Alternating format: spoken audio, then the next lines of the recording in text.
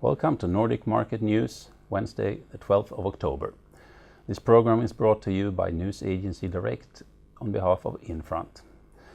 We will have a look at the major news in the Nordic countries, Sweden, Finland, Denmark and Norway. The big board stock market indices in Oslo and Helsinki are more or less unchanged today, whereas Stockholm is down about 0.4% and Copenhagen is up 0.3%. It's been a dramatic morning in Sweden with a profit warning from telecom equipment supplier Ericsson. The company has been under heavy pressure for quite some time with poor profitability, and the CEO was let go 3 months ago. The search for a replacement is ongoing. And this morning the company announced that sales in the third quarter were down 14% compared to the same period last year. And that the operating profit was virtually zero. This includes a restructuring charge of 1.3 billion kronor.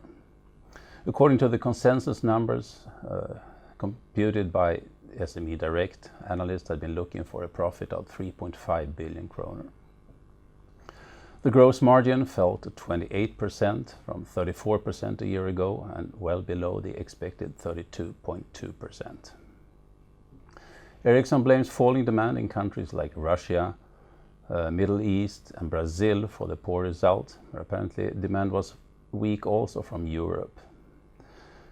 The share took a heavy fall this morning, down some 17% to just about 51 kronor, which is the lowest level we've seen since the financial crisis in 2008. In Finland, the country caught some of the Swedish disease as well, with Nokia down about 4%. Nokia is of course a competitor to Ericsson. When Direkt called the company to check whether they agreed with Ericsson's bleak view of the market, the company declined to comment. In Norway, things looked a bit firmer, with PGS Petroleum Geoservices, the oil services company, up over 20% following a reversed profit warning. The company announced that revenues and results were expected to beat both their own and the market's expectations.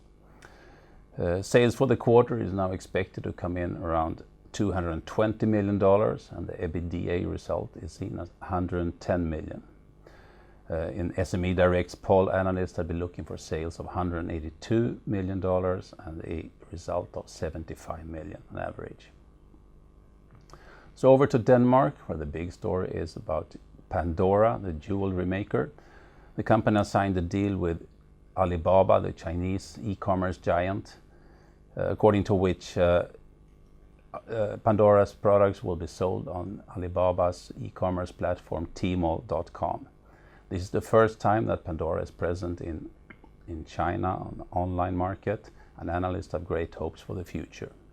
The share rose about 4% in Copenhagen. Those were the headlines for today. Thank you for watching us, and we'll be back tomorrow.